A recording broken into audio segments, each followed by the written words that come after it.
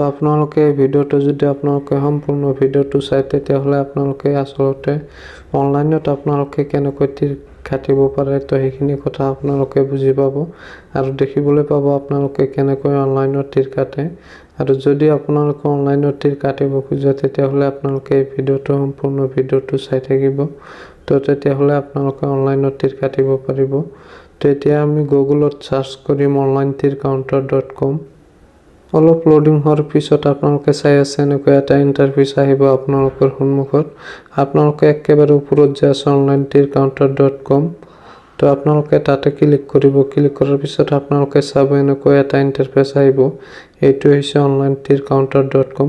ইয়াৰ পৰা আপোনালোকে অনলাইনত তীৰ কাটিব পাৰিব। তো আপোনালোকে কেনেকৈ অনলাইনত তীৰটো কাটিব আৰু অৰ্ডাৰবোৰ আপোনালোকে কেনেকৈ কৰিব তো সেইটো আপোনালোকক দেখাই দিম।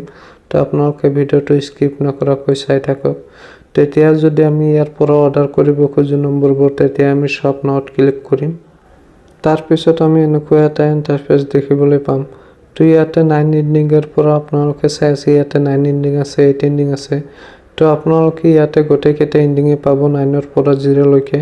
তো আপোনালোকে যদি এণ্ডিং কেইটা চাব খোজে তেতিয়াহ'লে আপোনালোকে স্ক্ৰল কৰি নিচফালে যাব। তাৰ পিছত আপোনালোকে গোটেই নম্বৰ কেইটা দেখিবলৈ পাব স্ক্ৰল কৰি নিচফালে গ'লে। তো আপোনালোকে ইয়াৰ পৰা যিকোনো এটা সিলেক্ট কৰিব। সিলেক্ট কৰাৰ পিছত আপোনালোকে 4টা অপচন দেখিবলৈ পাব। আপোনালোকে আসলতে নম্বৰটো ক'ত কাটিব এই 4টা অপচন আহিব।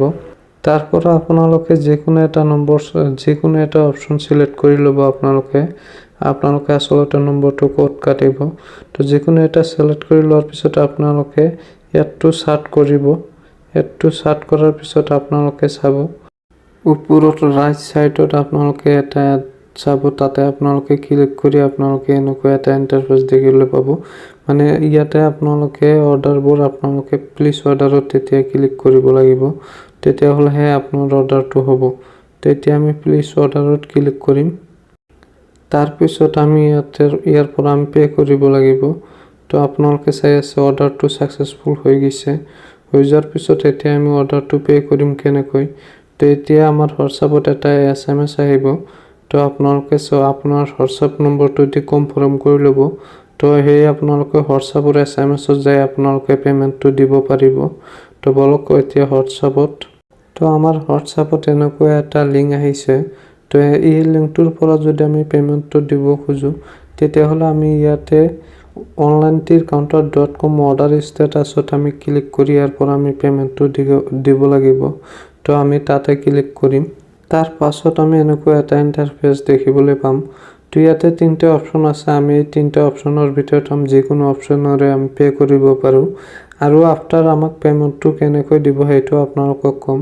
যদি আপোনালোকে পেমেন্টটো পায় তেতিয়াহ'লে আপোনাৰ হোৱাটছআপত আপুনি পে নম্বৰটো তাক দি দিব আৰু সিহঁতে আপোনাক পেমেন্টটো আপোনাৰ পে নম্বৰত পেমেন্ট কৰি দিব। আফটাৰ 30 মিনিটৰ ভিতৰত আপোনালোকে আপোনালোকৰ একাউণ্টত পেমেন্ট পাই যাব। সেইটো 100% জেনুইন। তো আপোনালোকে ভিডিঅ'টো চাই নিশ্চয় বুজি পাইছে আসলতে আপোনালোকে কেনেকৈ অনলাইনত তীৰ কাটিব পাৰে।